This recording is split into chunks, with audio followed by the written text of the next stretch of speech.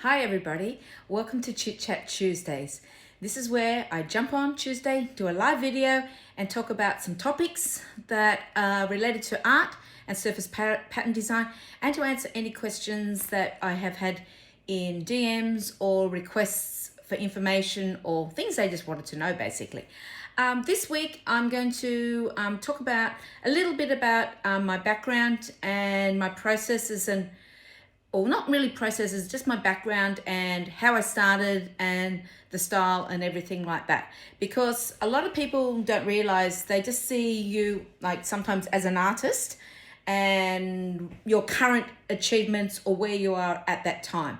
So sometimes a person might look at somebody and they're only really just starting their career and they go, oh no, they're not very good, or this, that. But at the time, they're probably the best they are at that point of time.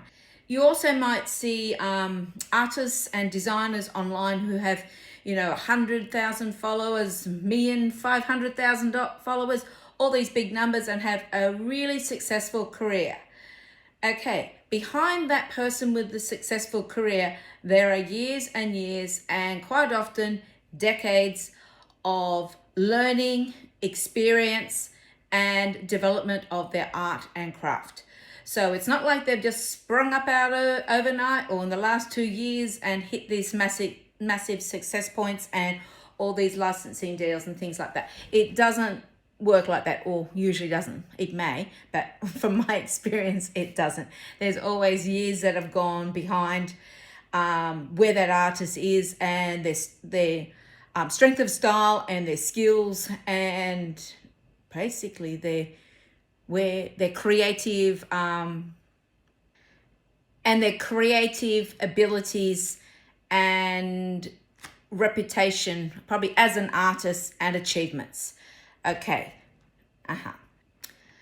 A few people have asked me specifically, how did I get started? Did I learn? Did I study? Am I self-taught? Or what I did, how I found my style and everything. Okay, yes to all the above and all those questions. Yes, I have studied, I have taken courses, I have practiced, I have learnt. So it's amalgamation of all the experiences and all the steps that I have personally taken to get this far. So having said that, it really just doesn't happen overnight. And quite often there is the thing, you might be an unexpected success or unexpected artist. You might be just doing something because you loved it and you found a passion or something you enjoyed, and then a business was formed out of it, not going into it as to make a business or make a career or anything like that. So there's that sort of natural evolution of following something you love and then learning about it, and then interest comes, followers come, people want to buy it, so then the opportunity opens up. Okay, that was probably a bit about how things happen for me, because I have always done art and painted my whole entire life. And it wasn't till probably 25-30 years ago I decided to just start painting and just doing some more creative things that I used to enjoy, because I needed a break from business and family and motherhood and all the other things. So I just wanted something for me. So at the end of the year, I could see that what I had done with my time, besides being a mum, house duties and business, bookkeeping, accounts, everything there, I wanted to have something tangible that I could say, I did this or I made this and I had the enjoyment from it. So I'm going to show you some very early pieces, things that I was just doing and just playing around with. They're not probably the earliest stuff works, because I've just been up to the attic and the other ones I can't find. They're like well before. It's like, even things like I was doing hand applique and quilting and patchwork and collage work. And this is like 30 years ago. And it was all still very much the same sort of style and things that I do now. But over that 30 years, I've put together all the different skills and learning things and technique. And my style has gradually transformed and amalgamated, and it's constantly in evolution. Okay, you might see here, these, they're 2 mosaics. I did those, it would be probably 22 years ago. That was when I was going through a mosaic stage, because I love mosaics and I always wanted to learn it. Then at school, there was a mother, she taught mosaics and what's the other thing? Mosaics and stained glass. Sorry, I'm getting a bit of brain fog here. Anyway, so our youngest got to school, I thought, yes, I can go and join that mother. I can go and learn how to do something for me. It was like 2 hours once a week with wonderful women in her, she had we called it the shed, the women's shed. And I got to learn how to do mosaics. So I learned mosaics, and the things I was doing there, I don't know, you can see that they were mosaics of actual pieces and paintings I'd painted. So you can see I still have that Australian natural theme and running through my work. Another thing I did a course where, it was a weekend course. It was just at the East Sydney Technical College. It was printmaking. I always wanted to learn how to make prints, using the machines and everything like that. And one of the things we learnt was block printing. Okay, so I went through a whole phase where I was carving the lino, carving the wooden blocks and making block prints. So I have just found, these are really, really just pieces I was doing because I had no idea what I was doing. I just wanted to make some pieces. So I actually hand carved just the different components of all the flowers, how I drew them and how I see them. And I block printed them together, then hand painted in everything. So this is very early. This is probably, have to calculate. This would be probably 15 to 18 years ago. There's another one there. Oh, must have liked that because I signed my name on that one. And here. I've still got all the actual hand carved pieces and components and motifs for these and that sort of thing. Yeah, I actually used to do a lot of earthy colours there, and there's a couple more here. I think some of them might be the same sort of thing, because I didn't know anything about printmaking or how to do a print or anything. So my idea at the time was, I thought I'd like to see something in my house like this, like a block print thing. I had no idea, so I carved them all out and built the pieces. So this is literally what they look like there, and then I hand painted and coloured them in. So I had no idea that you could scan something and reproduce it or print it or anything like that. So I went through sort of this phase of doing stuff like this for quite a fun. And I actually found there's a whole pile here which are sort of uncoloured, unfinished. So yeah, I may actually get round. I might actually repaint those out. So that was just something I was just doing at home I like to do. Next, I studied textile and print design. My daughter was studying fashion design, and in 2012, she said, hey, Mum, or in 2011, she said, Mum, there's a course doing printmaking and textile design and screen printing. You might like it. So I was looking for something. So I submitted a portfolio, had to put all this stuff together. I had to paint things and had to be done artwork and things that you've done and drawn in the last year. So I had to actually put together something and apply. And I was so nervous because I thought, there's no way they'll accept somebody as old as me or to do it. But I did get accepted. So in 2012, I studied full-time printmaking and surface pattern design.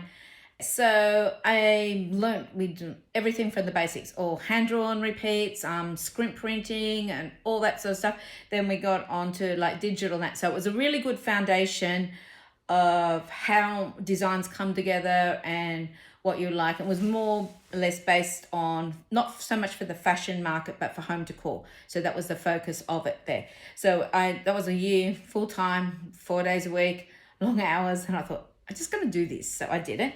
I've just been, when I was up in the attic, I just found some old, these were some of the designs that I designed at the end. At the end, you had a little exhibition things you've done. So it was very early days of digital textile design and printing. So I just found these. These were just the samples. This one here, this print here. There, that one there was one. And here it is again. It was just printed out on This one's on silk, so it's not quite as bright, whereas the other one is a synthetic fabric.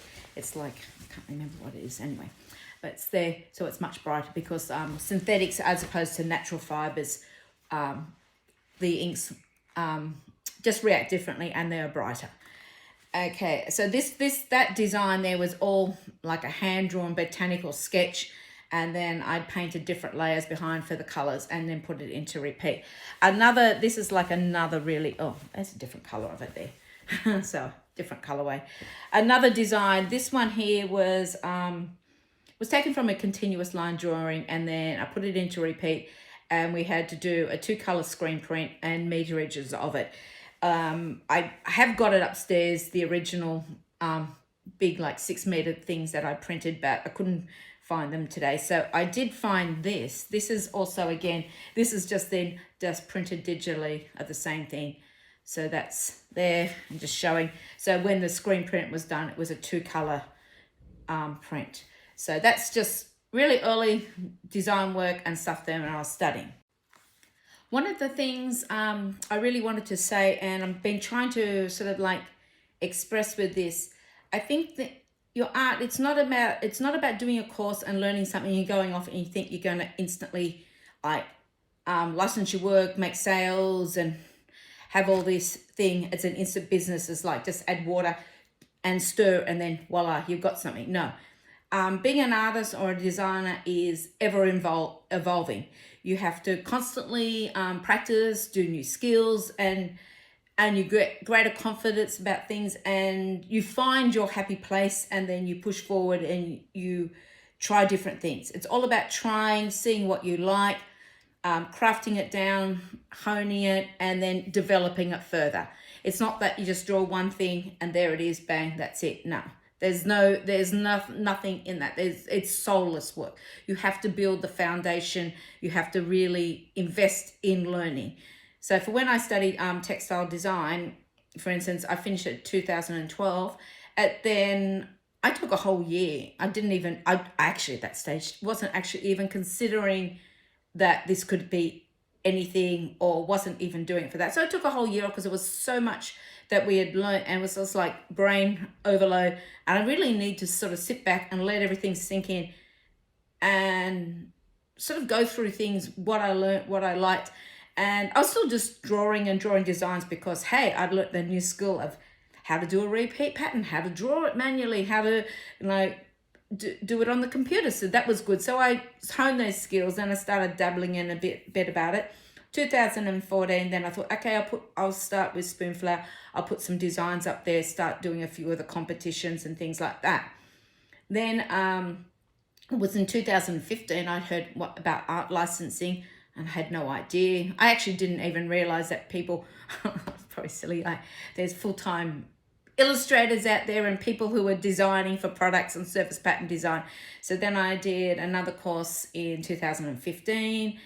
That was a home decor course and all about art licensing. Then there was numerous courses like all the way through. And I'm still doing courses. Every year I do 2 or 3 courses of things that interest me by other artists or designers, or there could be business things, memberships, masterminds. So it's constantly evolving my strength of who I am as an artist and what I'm putting into my work. So I think that's very important to understand for anyone who asks me, how did you get going? Or if you're at the start of your career, you really have to sort of work at it and go slowly and give yourself grace so that you're not being pressurized. You are exactly where you are at the time of your career and your skills and your ability.